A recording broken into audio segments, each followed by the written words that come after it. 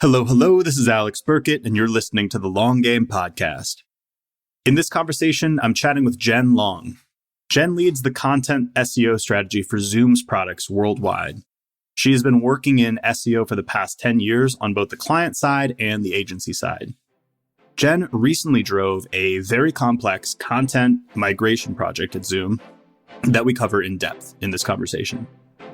We also covered using keyword research as customer research to prioritize product features and names, and we cover content portfolio allocation. Without further ado, here is my conversation with Jenn Long.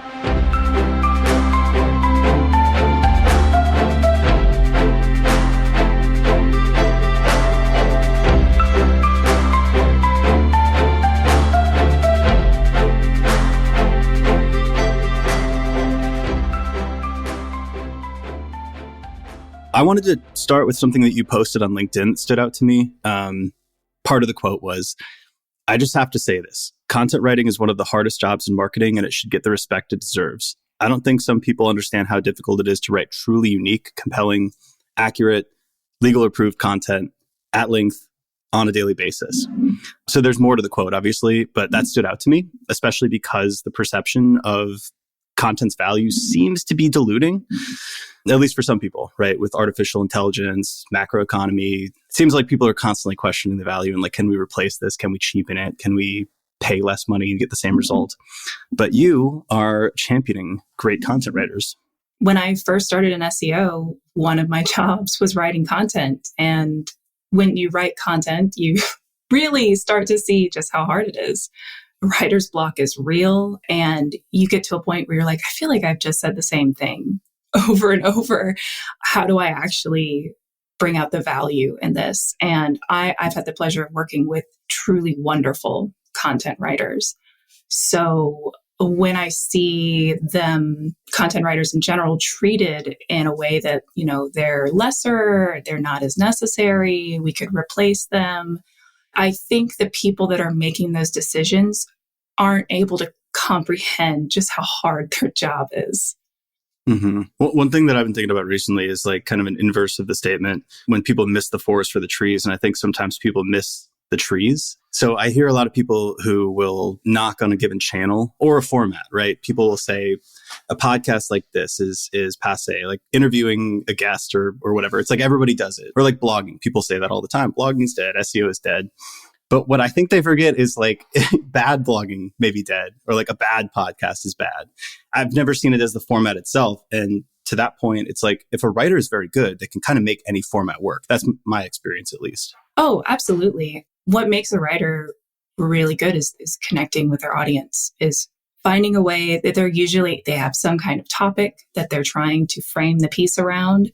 And it's writing that piece in a way that is unique and actually connects with the reader, because there's 1,000 different ways you could write a piece about the best startup tools. Like, it gets pretty generic after a while, and a good writer can make that kind of a story or something that the user will find compelling. Do you think that SEO is ever at odds with good content quality, in that like what is needed to be rankable and appear in search engines is inherently at odds with what would be maybe compelling storytelling? I think that when the first EAT kind of principles of the algorithm started getting rolled out, at that time, it was kind of like, whoa, this is really different from what I'm used to. But the more that I started looking at the type of results that were showing up in the top 3, top 10 for different searches, it started to make sense where, Google and all search engines are just trying to find the best content for the query. And usually, almost all the time, when someone's querying something, they're looking for an answer, they're looking for guidance, they're looking for help. So creating what I would consider helpful content, also story-driven content that connects with the user, isn't necessarily at odds. And there are certain ways to make that story-driven content, and with minor tweaks, it has a more relevant keyword in one of the headers. it's just a quick swap because that's actually the word that people typically use when they refer to that topic. Minor changes. I think it's easy to kind of weave them together. One thing that I'm reading this into your comment, but you had mentioned the word best. So the search engines are trying to surface the best results for the topic. And I think the word best is a little frightening because it can be subjective to a certain extent. So what I almost put a placeholder in for meets customer or meets user expectations, right? And I think that's maybe where some of the difference lies is, let's say you've got an English major who has written for a decade and knows all of the storytelling frameworks and arcs and is perfectly grammatical. And they're writing for a vice president of sales who doesn't know any of that, doesn't want any of that. And maybe sometimes that's the expectation mismatch when somebody's like, no, I wrote this amazing piece of content. But actually what's getting surfaced is something that the person was looking for in the first place. Yes, I can see that for sure. And I should clarify with best. Honestly, it's the best for that user because every user is going to get a different outcome anyway based on their search behavior.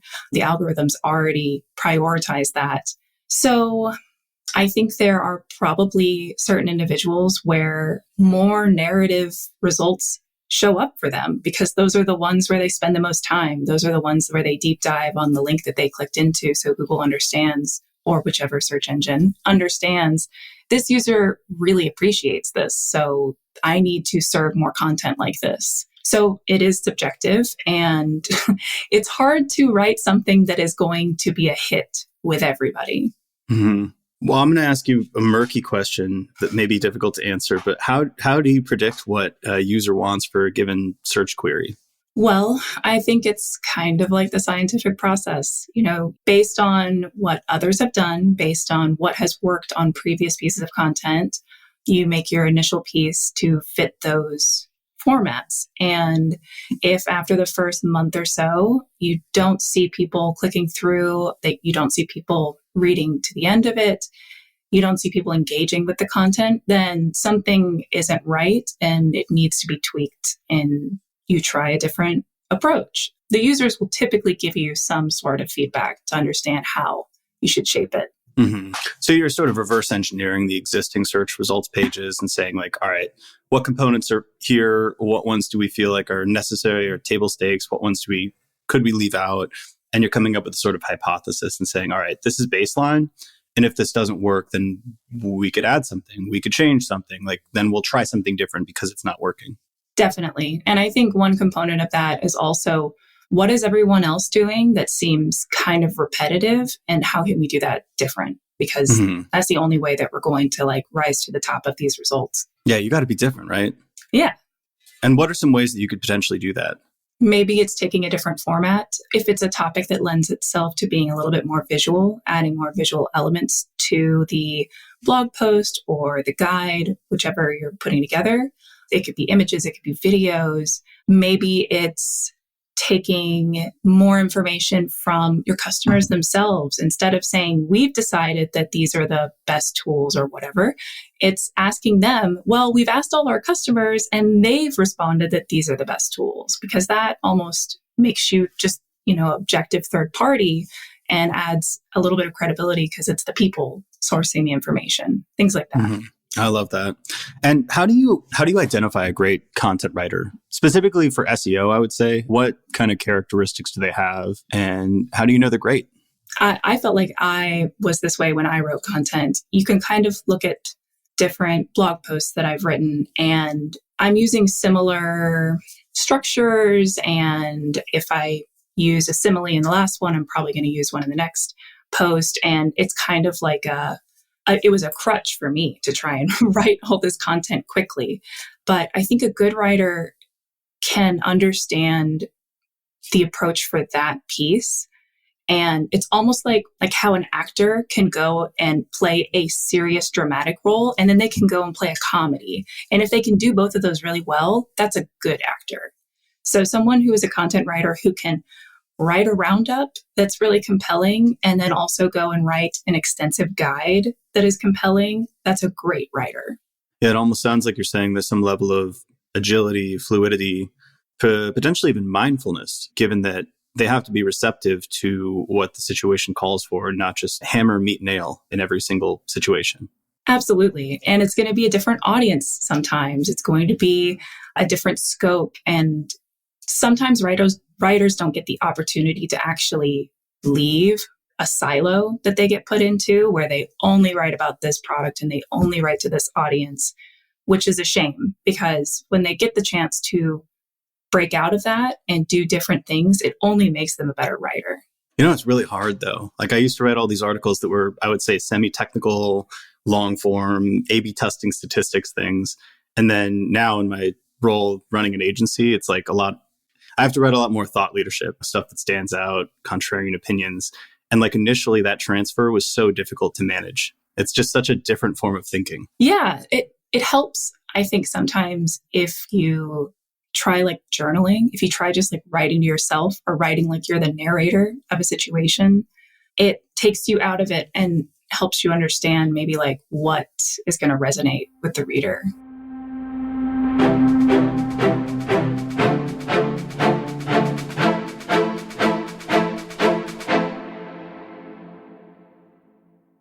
Do you, in your role, do you still write, or what are you doing on a daily basis? Are you planning? Are you managing writers? So on a daily basis, I don't do the writing portion of it hardly at all anymore. Maybe little bits and pieces of a larger piece that's written by our amazing team of content writers. My role is more strategy oriented. And so I work with product marketing managers. I work with design. I'm on the web team. And so we kind of plan for future content. I help the content team brainstorm different ideas that would mesh. I find gaps in our existing content or pages that need to be optimized to better reach the user. So I am the strategy element of it. With like 30 products, it becomes really important to figure out what's going to be the goal of each one when it comes to our content. And is your background in writing, or how did you come into this strategy-based role? So my background is actually in brand strategy. I started out my career at ad agencies, and I was doing the overall brand strategy for larger companies. But I found an SEO role and I really liked it. It was fun to me because, I don't know, when someone's searching online, it's almost like in those strategy roles, I had to try and deduce maybe like how someone thought about a topic or a brand or a product. But in search, they will just tell you that those are unfiltered thoughts that they're putting into a search engine, and you can get a really clear picture of a user. What can SEOs learn from brand strategists and ad strategists? That SEO touches almost everything. Almost everything in the company. It goes beyond marketing. It's incredibly important, and you have to think outside of the website sometimes. And what do you mean, like think outside the website? If we have a new product that's coming out, it's important to involve SEO the moment that the idea that product is being developed, because when it comes to its name, you need to factor in SEO. Like, what kind of product is it? How do people typically refer to these products online? How can we leverage the name or not pick a name that will make it detrimental when we actually launch this product? SEO is a factor there. What features do the competitors have that we should consider? What features do people search for related to these products? Because if we don't add those features, we can't write content about them, we can't rank for them, and we're missing out. We'll have a semantic gap for that product. All right. I find this fascinating because you're hitting on like a belief of mine, which is keyword research is customer research. I don't know. I hear a lot of people kind of make fun of keyword research nowadays, but it's so miraculous to me that you could just see like and quantify how many people are searching for a specific word or phrase with a certain degree of accuracy I won't say the company, but if you look at my LinkedIn and like, the company's products, it'll be obvious. But I worked on a growth team, and one of our products was CMS, and we called it the COS, the Content Optimization System, which no one searched for. No one calls it a COS. Yeah. So we had to make the case where it was like, hey, there's like 1 million monthly searches for CMS and 0 for COS. So we should consider being less clever here. Yeah. And I get the notion to try and be clever, to try and be different. It's just when it comes to something like that, something that is so integral to the product, that's not the time to, I don't know, add the cleverness. Maybe the catchphrase is really clever. It's difficult. I've seen certain products struggle. It seems like there's a time and a place, right? It seems like if you're in a category like a CRM or something like that, there's no way, or maybe there is. If you have a lot of money and like maybe an influencer, you could potentially sway part of the market to call it something different. But an established category like that, it's very difficult to convince people to call it something different. Well, even that, you're talking about adding a whole bunch of extra work and money to try and change a category for a clever name. It seems like that effort and those resources could be better spent somewhere else. It's funny at like the most ironic level, because I feel like in B2B marketing, we do this all the time to each other.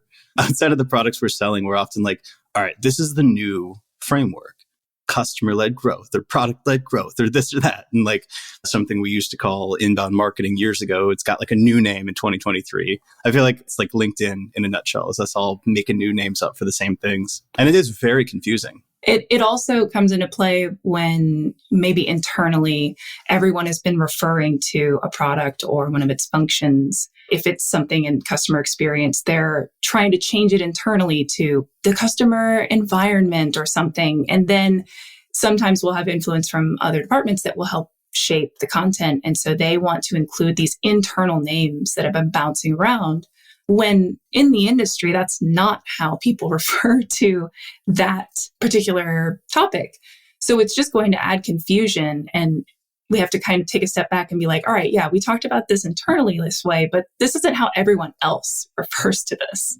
It's funny, like half of my sales calls, I feel like I have to get to the root of what somebody actually does, because it'll be some super internal jargon where it's like experiential inventory management, content, magnificent system. And it's like, oh, it's a digital asset manager. Oh, okay, got you. Now I understand what you do. Yeah. But yeah, it's like a function of being too close to the problem at hand, right? Like I'm sure there's a million things in my business where the phrasing and the words that I use around SEO and growth, it's steeped in going to conferences over the years and reading all of the blog posts. Whereas like when I talk to somebody who's not in that world, like does DR mean anything? Or like do these terms mean anything to that person? And it's sometimes hard to pull yourself, up to that 1,000-foot view and realize that the words you're saying are like expert words, Right.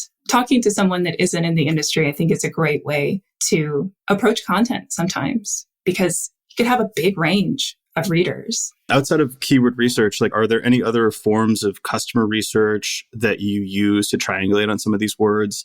And then a secondary question is there ever a split or a balance between forging an innovative pathway versus just using the terms that everybody else is using or building the features that everyone else is building? For the first question, I think that I'll also look and see if we're making a new product that's entering into an existing space. I look at what keywords are the competitors ranking for, because if they're ranking for these keywords, then clearly, there's knowledge from the consumers to find this type of product using that phrase. So it's kind of another way of keyword research. I'll also just see how the competitors refer to themselves when they're talking about that product, because if they have been in the space for a little bit longer, then they might have kind of honed in on the best way to refer to their product. Review sites are another great place to really figure out what the industry standard is. And for the second question, I think deviating from, what everyone else is doing has its place. And I think it's when you have created something that is uniquely different in that space. If it is something that's truly different, then it's time to call it something else. But if it is, for all intensive purposes, pretty much the same, give or take a few features as everything else that's out there, it's probably better to just kind of stick with what the industry is calling these things. You mentioned that you're a big traveler. Yeah. What's the place that you visited that has had the biggest lasting impact on you? Oh, gosh. The place that has had the biggest lasting impact on me would probably either be France or Alaska. And I know those are both very different. Mm-hmm. I think the reason why France had such an impact on me is it's a totally different culture than what I grew up with in Texas. And being in a different environment, a different culture, the buildings are different, the landscape is different, was I think, really wonderful. And it was nice to have that taste of something where France in particular is funny because the country itself puts certain values as a higher priority than where I grew up in Texas in the United States, where we want things to be efficient. We want things to be quick. We have it's like a business mentality the country has. But in France, it's like we want to make sure that things are beautiful. We want to make sure that the history is there. We want people to have an experience. We want them to have a great engagement with others. Like they just value other things, which was really, really fun to experience. And I think Alaska stood out to me just because I had this picture of it in my mind. I went to visit in the summer when I was younger, and I'm like, it's going to be covered in snow. I like only packed sweaters.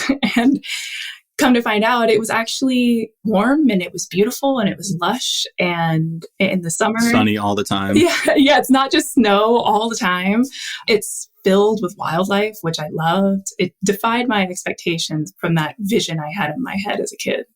Those are good answers. And just to clarify, in France, did you go to Paris or where in France did you go? I went to Paris and Mont Saint-Michel, but I also stayed with my godparents in the south of France in Nice and Cannes. Cool. I've not done the south of France, but I've done Paris several times, and it's one of my favorite cities. Also has a lasting impact on me. And my contention is that it is the New York City of Europe. It is. Yeah, exactly. People who went and really had an experience there, they know what I'm talking about. But like most people are like, isn't that like London? I'm like, no, Paris, New York, very, very similar. Oh, yeah. You'll have to check out the south of France. It's absolutely beautiful. It's like California and Colorado mixed together.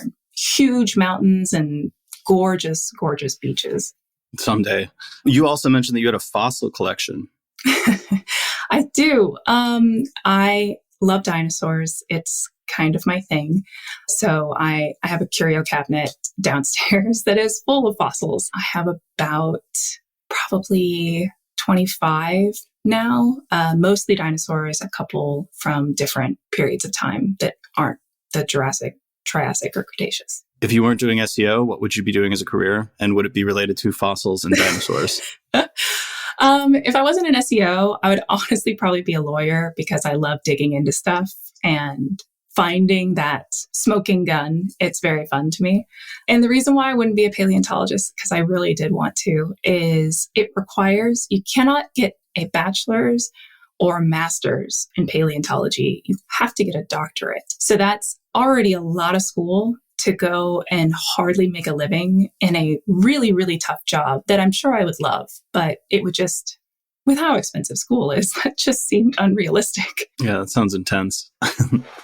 All right. One more personal question, and then I promise we'll go back to SEO stuff. You had something on the podcast Intake Form around the animal of the week, and I don't even know how to phrase it because I don't know what that is. So can you give me the full context on that? You said it was semi-work related, actually. It's semi-work related because it's on a channel in one of our products that's called Work Vivo, which is basically a social network for your internal company. And so every week, every Wednesday, I post a new animal of the week, and I list a bunch of different facts about it, source some pictures. Sometimes I'll include videos, and it's very not related to work. And I think that's why everyone loves it. And I try to change people's minds about maybe some animals that are not the most charismatic animals, like maybe a great white shark or a tarantula or a bat, because people typically have preconceived thoughts about these animals. And it's like, no, actually, they're really cool. Okay, so I scuba dive, so I don't need to be changed on great white sharks. And I lived in Austin, Texas, so no need to sway me on bats. We love bats. Convince me on tarantulas. So did you know that there's many species of tarantula that actually keep a pet frog with them? Really? Mm-hmm.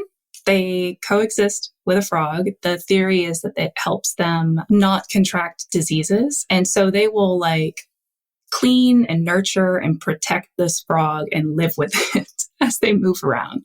It's actually really cute. It's an amazing fact. Spiders never frightened me. Snakes were always like my thing. Still to this day, it give me the heebie-jeebies a little bit. But spiders, not so much. I never hated tarantulas. So snakes, me too. Growing up in Texas, it was always look at the ground whenever you're walking outside because you don't want to step on a diamondback rattlesnake or something. And the funny thing is snakes and humans kind of were in a battle of evolution with each other. We would get better at using long distance weapons. And so the Cobras would figure out how to shoot venom to get to us to protect themselves. So it's funny because we're honestly both so scared of each other that we have gotten stronger because of each other. That's fascinating. And it was a very antagonistic relationship too. Wow. Yeah. Huh. So it all checks out.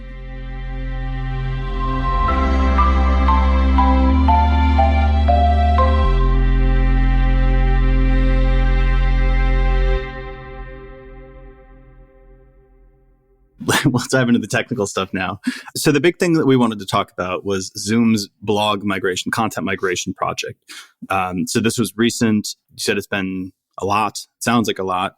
So basically the gist is you moved everything to zoom.com, correct? Well, we've moved a lot of things to zoom.com. It's still ongoing, but the problem was that we had our homepage and a handful of other pages like our pricing page and download page on zoom.us. Then on explore.zoom.us, we had our product pages, industry pages, guides, customer stories, things like that. Then we had our blog on blog.zoom.us.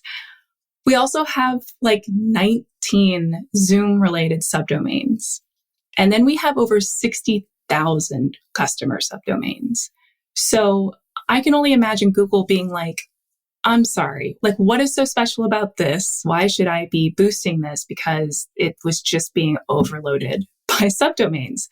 And typically subdomains are used when the content on that domain is semantically different from another subdomain or the main domain. Disney does this really well, where Marvel has its own subdomain. Pixar has its own subdomain. Those are very different from each other, and it makes sense to separate them. That's like an entity in itself. Like Marvel is a yeah. Right, exactly.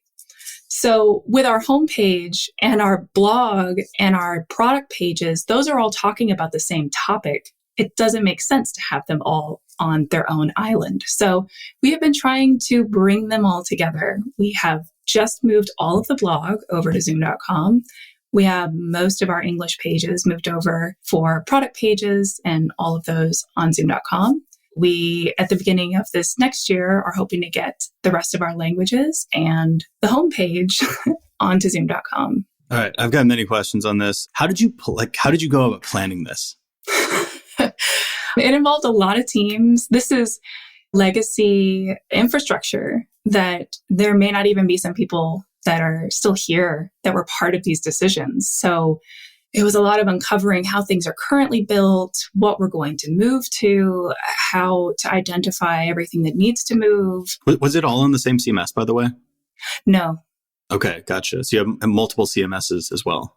3 different CMSs and moving it on to the same CMS. So adding a little bit, I should say removing some complexity by streamlining that as well was another benefit. Yeah, it took a lot of different teams, and I think we started this over a year ago. So It's nice to see it move forward. Right.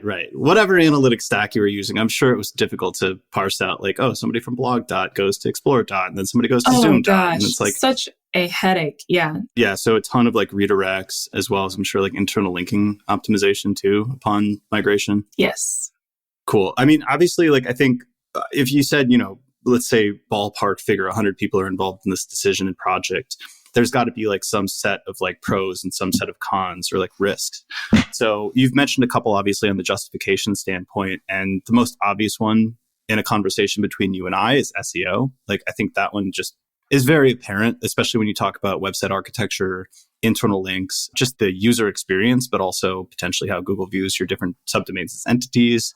What are some other pros, some justifications, like outside of the SEO stuff, like the analytics? Like what are some other reasons that this project got buy-in and investment behind it? One, semi-related to SEO, but kind of not, was the .us. That's kind of an indicator that we are a US specific country. It's not always the same, and Google says that it's not a huge factor, but the .com aspect of it seemed like a better fit for us because we are a global brand. But benefits for other teams, when you talk about like the engineering team, they're maintaining Zoom.us. That's a lot of work to do that. And it's a monthly release cycle, like most engineering teams. So changes have to be made far, far in advance, the intent of changes to plan that far in advance. And sometimes when it comes to marketing, you don't always have that much notice before you need to make a change on the website. And then it's a big lift for the engineering team to make these changes.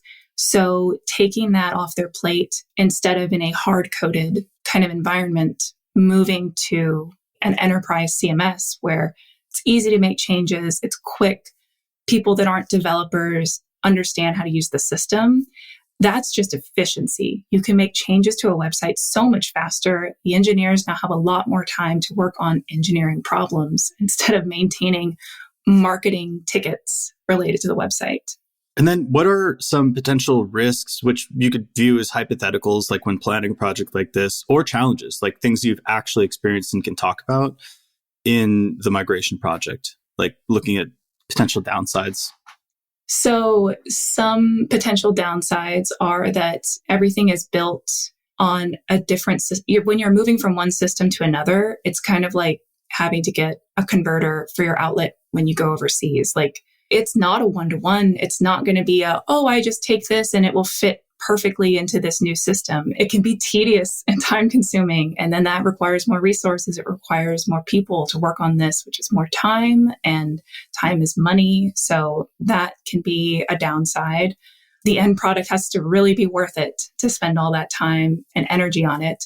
Then there's the typical migration concerns that anybody has when they go through a domain migration. You've garnered all of this collateral on this other domain, and you're hoping that it will transfer to the new one and that you'll keep that domain rating and the authority and the relevancy that you've worked so hard on. So that's always a risk, but it's a calculated risk, and it is easy to avoid falling into those. And are you tracking that with rank tracking or analytics, or like how are you looking at the before and after? And even thinking about like the timeline, because you kind of got to give it some time to warm back up, so to speak. Like, so how are you thinking about like the before and after tracking? So we have been tracking, we've been doing keyword tracking, and honestly, it's been performing really well. I think we didn't realize the weight the handicap that we had being on a subdomain, because some of our pages are performing better than they ever have on this new domain, and it's only been live for a couple of months. So that was not what many of us who have experienced migrations in the past were expecting with this migration. There are other aspects of it that, it's definitely going to take time, and we're still monitoring it. We know that maybe as we move more content over, it will get the support that it needs to get back to those rankings it used to be at. Gotcha. And then this question is potentially going to be hard to answer, and you don't have to go into any real specifics here if you don't want to, but it's a question on governance. So I wonder what maybe the difference in governance and execution. So the context here is that I've worked with brands who are very large and have a lot of technical debt. So multiple CMSs and like disparate URL structures. And like a big problem with that is essentially like who owns what.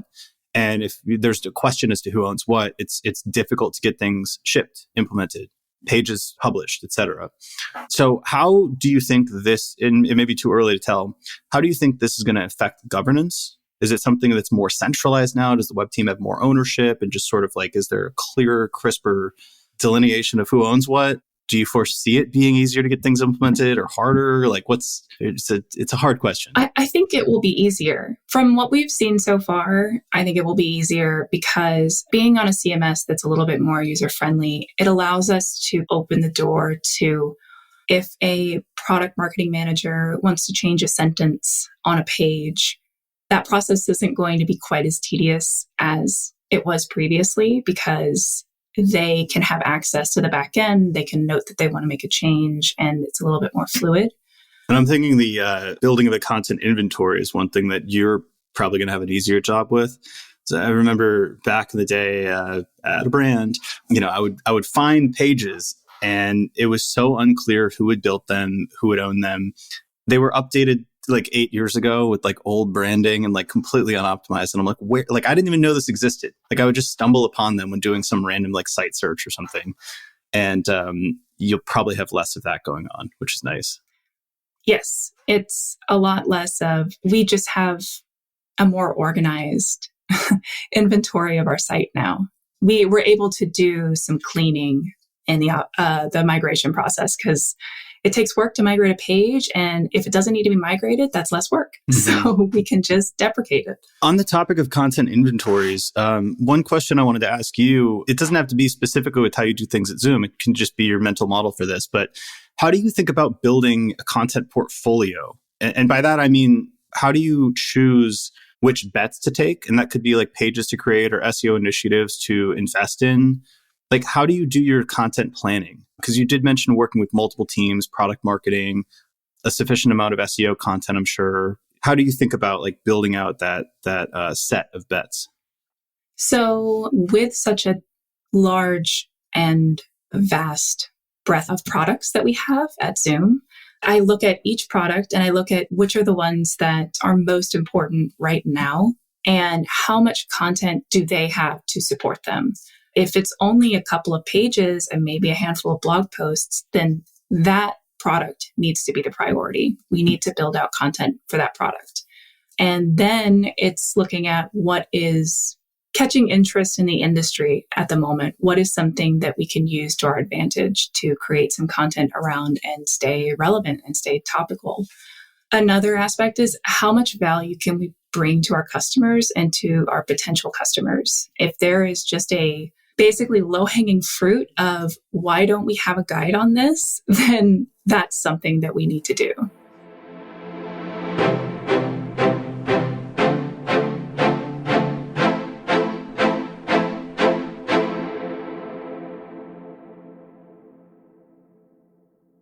What are some topics that stand out in your industry right now? Or like what are the buzzworthy kind of trendy things? Well, that would probably be AI. And how are you thinking about AI in content and SEO? It's funny because AI is one of our products, and it's also something that is becoming more prevalent in marketing and in my role in particular. I know that the idea of using AI to write content has come up a lot. And in its infancy, I was very skeptical of using AI to write content. I wasn't sure how Google would feel about it initially, so I didn't want to rock the boat and just start pumping out a bunch of AI written content. I also think that AI written content at its best is kind of like if you were making a wedding cake and you just make that bare bones cake. Like, that's what it can provide to you. It's a cake. It's probably going to taste like a cake, but it's pretty plain. It's not really going to look like anything special. It's not going to fit the style that the bride and the groom are looking for. It's not going to resonate with the wedding, but it's a cake. And I think that's where content writers are so different from AI because they don't need to be told that. They're going to factor that in. And AI is not always going to know maybe like why someone would make a search for something. I watch For All Mankind on Apple TV Plus, and it's about space. So when I go and make a search about can you shoot a gun on the moon, I don't work at NASA. I don't work in defense or anything. An AI probably wouldn't be able to deduce like why I'm making that search, but a human probably could. It's funny to me how like our understanding of the utility of AI has shifted. And that's obviously what happens when a product comes to market and people become sort of mature users of it. But initially, I think, at least in our space, everybody was talking about the ability for AI to just produce blog posts en masse and like the SEO content capabilities. And we've seen case studies around that. I still, for like a serious brand, I'm still so like, you're going to take that risk as like a whatever Fortune 500 company? Like, of course not. Like if you're an affiliate blogger, you might take that risk, but the risk reward ratio is off. But back to your initial point, the first thing we talked about on sort of the complexity of content marketers' jobs, content writers' jobs, that problem of writing an essay or an article or whatever like the page structure is of a certain topic and providing value, it's like not, there's so many layers deep. It's such a complex problem and complex task. It's not really like a decision tree of like, if this, then that. Here's the exact formula I can give you, like you could a computer or a virtual assistant or something. Like there's so much taste that goes into it. So I use AI all the time, but like that's actually the use case that I think it's worst suited for, at least in the span of our work. There's so many little things where it's like ideating topics for an ebook based on the content that you've got on this topic cluster, right? That's fantastic. Because sometimes my brain just doesn't do it. But like these are very tractable problems. Or can you rephrase the sentence for me? Yes. Like small aspects. I think when you are expecting it to do it at length, I mean, there's a reason why there was the math and sciences in school, and then there's art and literature. It's subjective, and AI doesn't do very well with subjective. Or understanding. True sort of like nitty gritty, like this is the essence of a topic. It's very bad at that too. We talked about this on a past kitchen side that should be coming out soon, but there was some essay that I read on like the dark forest of the internet and like the emergence of generative AI. And it was a really cool framing because this woman who wrote the essay, instead of saying the Turing test, which is like, how does a robot prove that they're human or like pass the test that says we perceive them as human? It was, how does a human prove that they're human in the emergence of AI? And there were all these different layers and like ways you could do that, but being quirky or having verification. But one of them was actually just embodying a true essential understanding of the topic. Because AI seems to be very like 10,000 foot view, very fluffy, like kind of knows it, but you're like, it kind of sounds like you're bullshitting me. You know, it sounds like you're like, you don't actually know what you're talking about, but you kind of sound like you do. So it hasn't really passed that layer yet for me. It's kind of like living it. They haven't lived the topic. And to do that, it has to have been like a part of your day to day in some aspect. You know, you had to explain it to someone else who's a total outsider, things like that, where AI, it's the summary that you see on the search results. That's like the extent of the in-depth review that they've done on the topic. Yeah, it's stuff that's like hard to argue with. It's like, it's true, but it's not right, if that makes sense. Like if somebody was like AI wrote an essay about like conversion rate optimization, it'd be like, oh, like understand your audience, do customer research, like form hypotheses. And like, you're, you know, if you've done it before, you're like, yeah, totally. Like that makes sense. But also it's not like anything new. Helpful at all. Yeah, totally. Do you want to do some rapid fire non-work related questions? Sure. Who do you admire professionally and why? I would say Sophia Bush, because she's just a very strong advocate. She has so much passion behind what she does, and she never filters herself for someone else to fit their views or anything like that. And I just so admire that. I think sometimes people put on a show, and I love the way that she goes about things. I love that. What's your strangest personal productivity hack? Goodness. I don't know that I have a super strange productivity hack. My strangest productivity hack is just to work. I work hours earlier in the morning. I start at 7. I'm more efficient in the morning. I know I'm going to get to that point where I can't have a good thought as I reach like 3 o'clock. So I try to make sure that all my work is done earlier in the day. That's fun. I'm not awake at that time. I wish I were, but I am not a morning person. What do you think your superpower is as a marketer? Like, what do you do differently that you attribute your success to?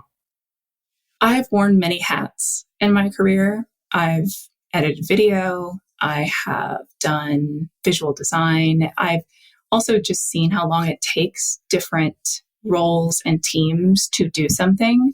So when I am working with another team, I have a more realistic expectation of how long it's going to take to do something. I've seen many people that are like, oh, you can't just like get that done today. And it's like, no, it takes time. So being in those roles taught me a lot about working with other people. Are you an introvert or an extrovert? I am an introvert for sure. Do you consider yourself more scientific or artistic? Probably more scientific, but I do love art. Which talent would you most like to have? I wish that I could play the piano and just someone tells me a song and I'm able to kind of like pick it up a little bit and play it on the piano. Mm-hmm. I sing, so that would really come in handy. Oh, wow. Okay, cool. I was going to say the most common answers that I hear for that are either to play the piano or to sing. Because mine is to sing. Anyone can sing. I disagree with that, but... Being tone deaf is actually not I think true. Anybody can play the piano, but I don't know. I feel like you're born with a certain voice. Like you can learn how to hit notes, but... That has been scientifically disproven. Okay. I promise you can sing. Well, I can sing karaoke, but I can't that's a fixed mindset. I should really have a growth mindset, like Carol Dweck says. Yeah. What do you consider to be the most overrated virtue? Loyalty, I guess. Really? Explain. I think that sometimes loyalty is earned and it's sustained. And so I don't think there's anything wrong with if you are loyal to someone and they continue to not deliver on their end of the relationship. There's nothing wrong with no longer maintaining that loyalty. Mm-hmm. Yeah. So loyalty is not unconditional. Exactly. It's funny. I already asked you a couple of these. Usually I ask what category you would create in Jeopardy, but I'm like, we already talked about fossils and animals. And you already gave me so many trivia facts. And I'm like, okay, probably one of those, I'm guessing. I love trivia, but yes. All right, cool. Well, let's finish with an easy one. What blogs, podcasts, influencers, what are you following? What are you consuming nowadays? I don't have a ton of extra time. Typically, when I'm consuming something, I like to consume things that are outside of the industry. I find it actually helps me be better at my job. It's kind of like when you take a break from something and come back, it gets me out of my head a little. So lots of podcasts related to shows I watch or PBS YouTube channels that teach me something new. Typically, when I learn something new, which I try to do every day, it makes me a better marketer. Got any favorites? Be Smart is a YouTube channel, a PBS YouTube channel. Very, very good. You'll learn something new every week. He's great. Nice. Well, I'll check that out. Cool. Well, where can people find you online? I'm on LinkedIn, and I think that's it for right now. I don't have a huge online presence. Maybe that'll change. Cool. Well, we'll drop a link in the show notes, and thank you so much. Thank you.